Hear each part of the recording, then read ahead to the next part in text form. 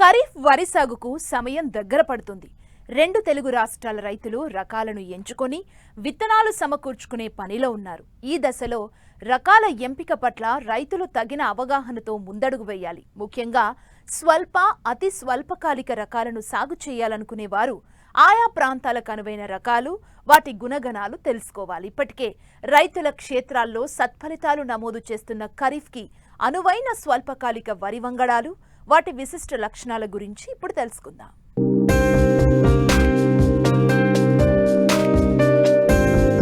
వరి సాగు చేసే ప్రాంతాల్లో ఆయా కాలమాన పరిస్థితులు, వాతావరణం, భూములను బట్టి శాస్త్రవేత్తలు ప్రాంతాల వారీగా అనేక వరి వంగడాలను రూపొందించారు. కానీ వాతావరణంలో వస్తున్న మార్పుల వల్ల గత దశాబ్ద కాలంలో సాగు రూపురేఖలు మారిపోయాయి. వరి సాగులో నీటి కొరత ఓవైపు, చీడపీడల సమస్య మరోవైపు రైతుకు సవాళ్లు విసురుతుంటే పెరిగిన పెట్టుబడుల వల్ల ఎకరాకు 40 బస్తాలకు పైగా దిగుబడి సాధిస్తే గాని సాగు గిట్టుబాటు కాని పరిస్థితి ఏర్పడింది. తెలంగాణ రాష్ట్రంలో సుమారు వరి సాగు విస్తీర్ణం 24 లక్షల ఎకరాలు. అన్ని జిల్లాల్లోనూ కాలువల కింద, బోరుబావుల కింద అధికంగా వరి సాగు చేస్తూ ఉంటారు. ఈ నేపథ్యంలో దీర్ఘకాలిక రకాల కంటే నీటిని పొదుపుగా ఉపయోగించుకునే వీలున్న స్వల్ప, మధ్యకాలిక వరి వంగడాల సాగును శాస్త్రవేత్తలు ప్రోత్సహిస్తున్నారు. వానాకాలంలో సాగు చేసుకోవడానికి అనువైనటువంటి మరొక సన్నగింజ రకము KNM 1638.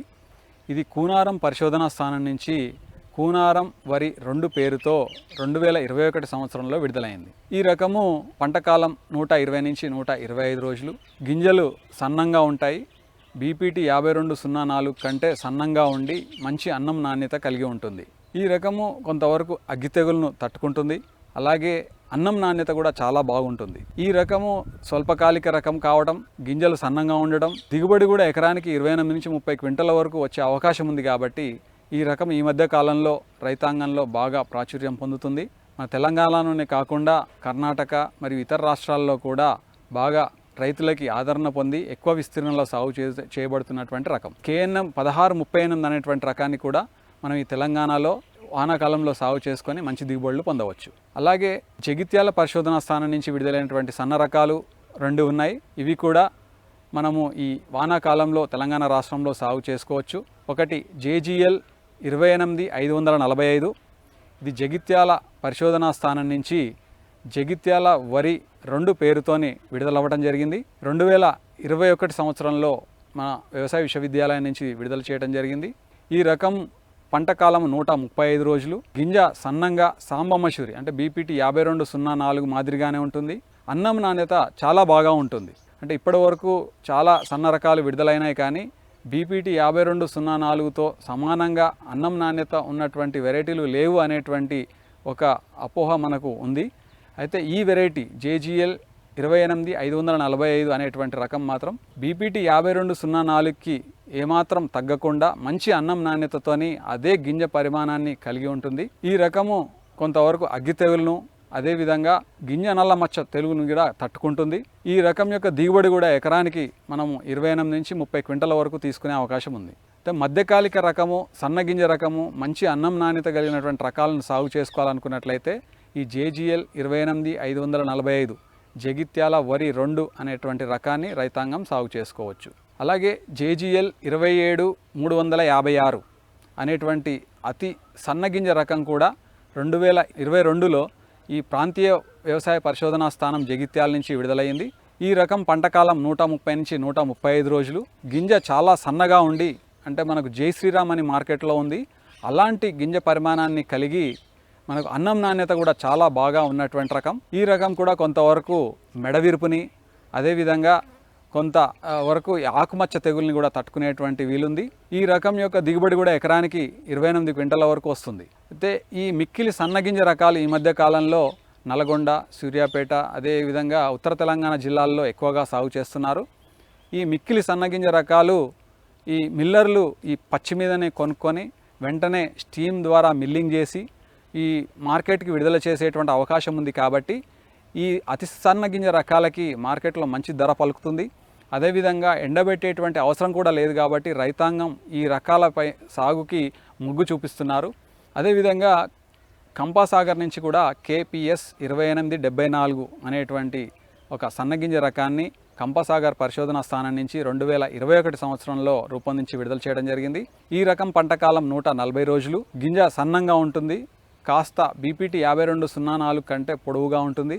ఈ రకం యొక్క ప్రత్యేక లక్షణాలు కనుక మనం గమనించినట్లయితే ముఖ్యంగా సన్నగింజ రకాలలో కొంతవరకు దోమను తట్టుకునే రకం ఈ KPS 2874 అని చెప్పొచ్చు. ఈ దోమతో పాటుగా అగ్గి తెగులను కూడా కొంతవరకు తట్టుకుంటుంది. అదేవిధంగా మనం ఇంతకుముందు అనుకున్నట్లుగా చౌడు సమస్య ఉన్నటువంటి నేలలకు కూడా ఈ KPS 2874 అనుకూలంగా ఉన్నట్లుగా గుర్తించాము. ఈ రకం యొక్క దిగుబడి కూడా ఎకరానికి 28 క్వింటాల వరకు వచ్చే అవకాశం ఉంది కాబట్టి వానాకాలంలో మన తెలంగాణ రాష్ట్రంలో సాగు చేసుకోవడానికి అనుకూలం. ఖరీఫ్లో సన్నగింజతో పాటు లావుగింజ రకాలను సైతం పండిస్తుంటారు రైతులు. కానీ ఏ రకాలు వేసుకోవాలో తెలియక సతమతమవుతుంటారు. అలాంటి వారి కోసం ఖరీఫ్కు అనువైన దొడ్డుగింజ రకాలు, వాటి గుణగణాలేంటో ఇప్పుడు చూద్దాం. తెలంగాణ రాష్ట్రంలో సాగు చేయడానికి వీలైనటువంటి నూతన దొడ్డుగింజ రకాలను కనుక మనం గమనించినట్లయితే ఈ మధ్యకాలంలో రాజేంద్రనగర్ పరిశోధనా స్థానం నుంచి RNR 29325 అనేటువంటి దొడ్డుగింజ రకాన్ని 2022 సంవత్సరంలో రాజేంద్రనగర్ వరి 5 పేరుతోని విడుదల చేయడం జరిగింది. ఈ రకం పంటకాలం 125 రోజులు. ఈ రకము గింజలు కనుక మనం చూసుకున్నట్లయితే దొడ్డుగా ఉంటాయి, పొడవుగా ఉంటాయి, అదేవిధంగా మంచి అన్నం నాణ్యతను కలిగి ఉంటుంది. దొడ్డు గింజ రకాలలో నూక శాతం తక్కువగా ఉండేటువంటి రకం కింద మనం ఈ రకాన్ని చెప్పుకోవచ్చు. ముఖ్యంగా రబీలో కానీ అదేవిధంగా ఖరీఫ్లో కానీ సాగు చేసినప్పుడు ఈ మిల్లర్లు కొన్ని వెరైటీస్లో నూక ఎక్కువగా అవుతుందనేటువంటి ఉద్దేశంతో తరుగు ఎక్కువగా తీస్తున్నారు. ఈ RNR 29325 అనేటువంటి రకంలో ఆ సమస్య లేకుండా నూక శాతం చాలా తక్కువగా ఉండేటువంటి దొడ్డుగింజ రకంగా మనం గుర్తించాము. ఈ రకానికి నూక శాతం తక్కువగా ఉండడమే కాకుండా కొంతవరకు సుడిదోమను కూడా తట్టుకునేటువంటి అవకాశం ఉంది. అలాగే ఈ రకం ఎత్తు కూడా ఎక్కువగా పెరగదు, పొట్టి రకం కాబట్టి ఈ గాలి వానలకు కూడా పడిపోయే అవకాశం చాలా తక్కువ. దిగుబడి సామర్థ్యం కూడా ఎకరానికి 30 క్వింటాల నుంచి 32 క్వింటాల వరకు వచ్చే అవకాశం ఉంది. కాబట్టి ఈ వానాకాలంలో స్వల్పకాలిక రకాల్లో దొడ్డుగింజ రకాలు సాగు చేసుకోవాలనేటువంటి రైతాంగం ఈ RNR 29325 అనేటువంటి రకాన్ని రాజేంద్రనగర్ వరి 5 పేరుతో అందుబాటులో ఉంది కాబట్టి రకాన్ని సాగు చేసుకొని మంచి దిగుబడులు సాధించవచ్చు. అలాగే JGL 24423 అనేటువంటి రకం జగిత్యాల పరిశోధనా స్థానం నుంచి జగిత్యాల వరి 1 అనే పేరుతోని 2019లో విడుదల చేయడం జరిగింది. ఈ రకము ఇప్పటికే చాలా ప్రాచుర్యం చెంది లక్షల ఎకరాలలో సాగు చేయబడుతూ ఉంది. ఈ రకం యొక్క పంటకాలం 120 నుంచి 125 రోజులు. గింజ లావుగా ఉంటుంది, మంచి నాణ్యతని కలిగి ఉంటుంది. అదేవిధంగా ఈ రకం కూడా కొంతవరకు సుడిదోమను తట్టుకునే శక్తి ఉంది. సుడిదోమతో పాటుగా ఈ మధ్యకాలంలో వచ్చేటువంటి తరచుగా వచ్చే సమస్య చౌడు సమస్య, అదేవిధంగా యాసంగిలో సాగు చేసినప్పుడు చలి సమస్య, ఈ 2 సమస్యలకు కూడా ఇది నిలదొక్కునేటువంటి రకం. అంతేకాకుండా ఈ మధ్య మారుతున్నటువంటి వాతావరణ పరిస్థితులకు గాను ఈ యాసంగిలో మనం చూసాం చాలా సందర్భాల్లో చాలా ప్రాంతాల్లో వడగండ్ల వానలు రావడం, అకాల వర్షాలు రావడం, తద్వారా ఈ పంట కోసే దశలో గింజలన్నీ కూడా రాలిపోవడం, చేను మీద పడిపోవడం, తర్వాత ఈ పంట కోతలు కష్టతరం కావటం, దిగుబడులు కూడా గణనీయంగా నష్టపోవడం అనేటువంటిది సాధారణంగా మనం గమనించాం. ఈ JGL 24423 అనేటువంటి రకం గింజ రాలే గుణం కూడా లేదు. అంటే ఈ అకాల వర్షాలు కానీ లేదా వడగండ్ల వర్షాలు వచ్చినప్పుడు కూడా అంత ఎక్కువగా గింజ రాలకుండా ఉండడం, అదేవిధంగా కాండం గట్టిగా ఉంటుంది కాబట్టి పడిపోకుండా ఉండేటువంటి గుణం కూడా ఉంది. ఈ లక్షణాలు ఉండటం వలన ఈ రకాన్ని మనం అనివార్య పరిస్థితుల్లో కొన్ని ఆలస్యంగా నార్లు పోసుకొని నాటినా కూడా ఏమాత్రం నష్టపోకుండా మంచి దిగుబడులు వచ్చే అవకాశం ఉంది. కాబట్టి ఈ రకాన్ని కూడా మనం వానాకాలంలో సాగు చేసుకొని మంచి దిగుబడులు పొందే అవకాశం ఉంది.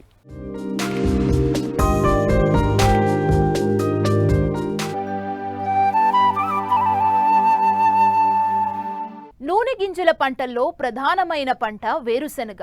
తెలుగు రాష్ట్రాల్లో అధిక విస్తీర్ణంలో సాగు చేస్తూ ఉంటారు రైతులు. ప్రాంతాన్ని బట్టి ఆయా వాతావరణ పరిస్థితులకు అనుగుణంగా ఖరీఫ్ వేరుశెనగను జూన్ నుండి ఆగస్టు వరకు సాగు చేస్తారు. పాత రకాల స్థానంలో ప్రస్తుతం అధిక దిగుబడినిచ్చే అనేక నూతన రకాలు అందుబాటులో ఉన్నాయి. అయితే సాగులో మేలైన యాజమాన్యం పాటించినట్లయితే మంచి దిగుబడి పొందేందుకు వీలుంటుందని తెలియజేస్తున్నారు అనంతపురం జిల్లా కదిరి వ్యవసాయ పరిశోధనా స్థానం ప్రధాన శాస్త్రవేత్త డాక్టర్ KSS నాయక్.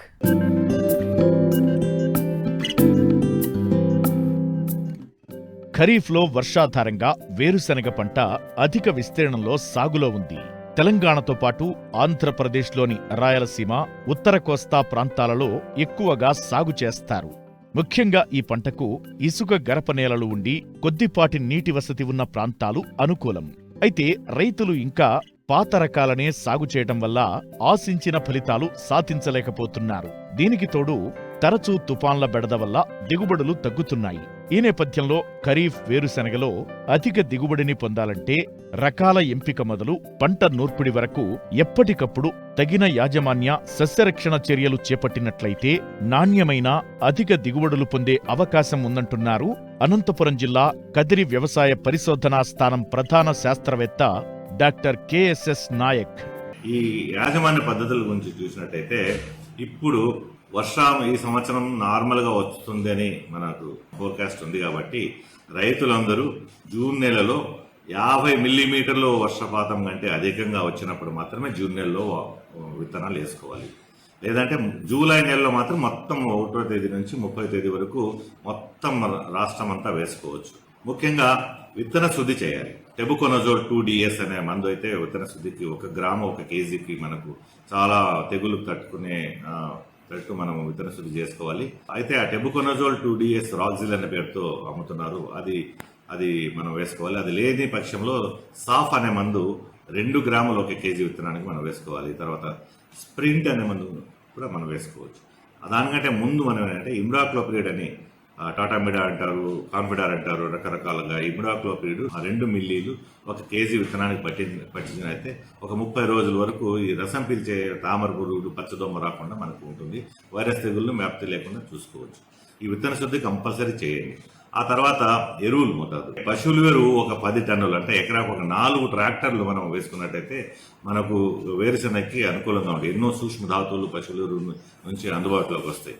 ఆ తర్వాత ఇది పశువుల ఎరువు వేయలేని పక్షంలో కనీసం అంటే ఒక 4 ప్యాకెట్లు అంటే ఒక 200 కేజీలు మనం ఆ వేప చెక్క వేసుకోవాలి.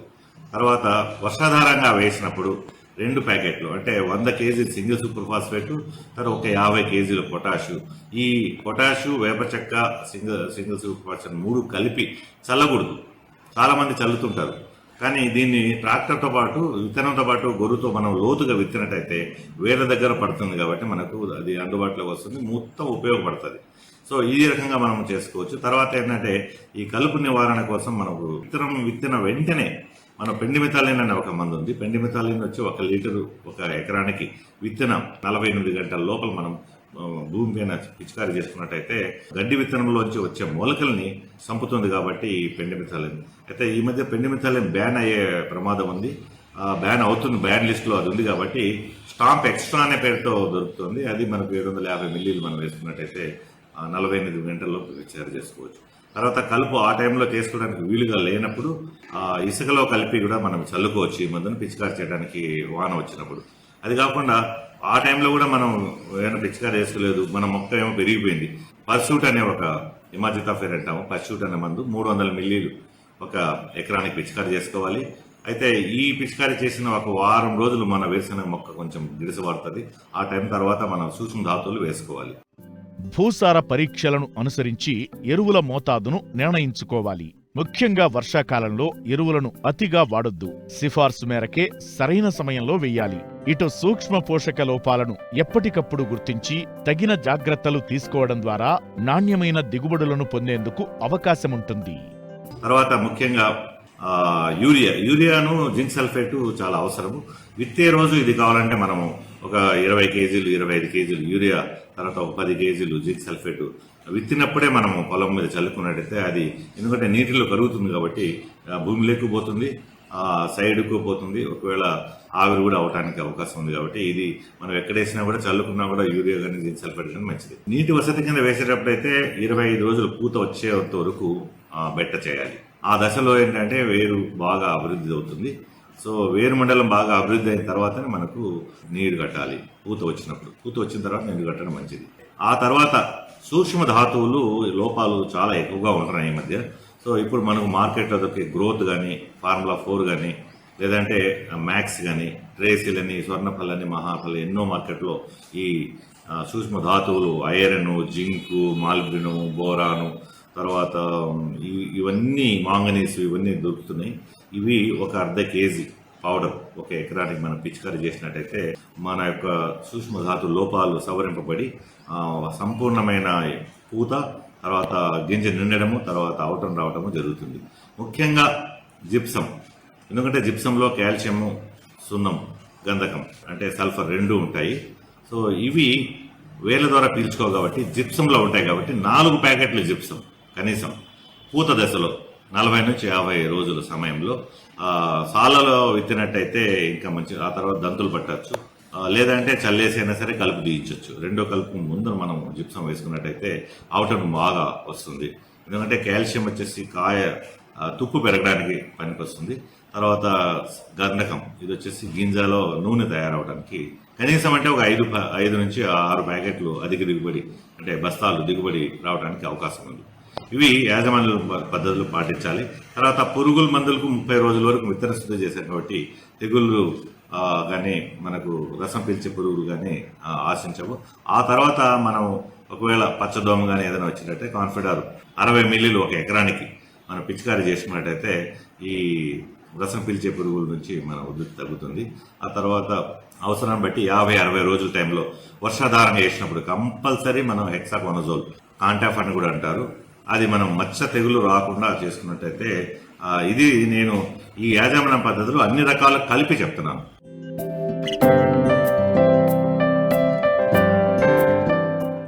ప్రకృతి వ్యవసాయానికి చిరునామాగా నిలుస్తోంది మెదక్ జిల్లాలోని చంద్రుతండ.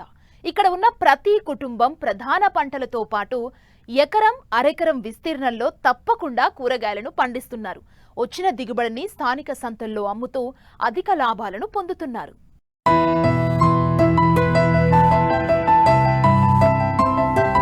వ్యవసాయాన్ని రైతులు చాలా వరకు మూస పద్ధతుల్లోనే చేస్తున్నారు.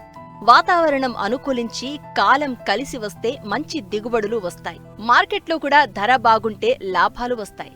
అదే ప్రతికూల పరిస్థితులు ఎదురైతే పంటలు పండక అప్పులే మిగులుతాయి.